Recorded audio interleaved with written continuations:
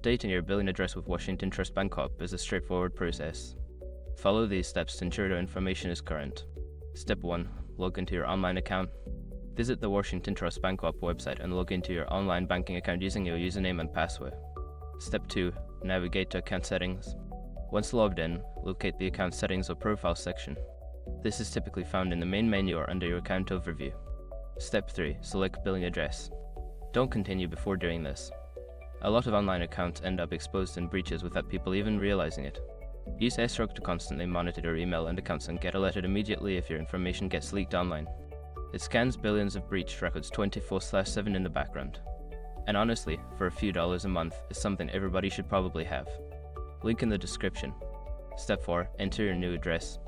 Input your new billing address in the designated fields. Make sure to double check for any typos or errors to ensure accuracy. Step 5. Save changes. After entering your new address, save the changes. You may receive a confirmation message indicating that your billing address has been successfully updated.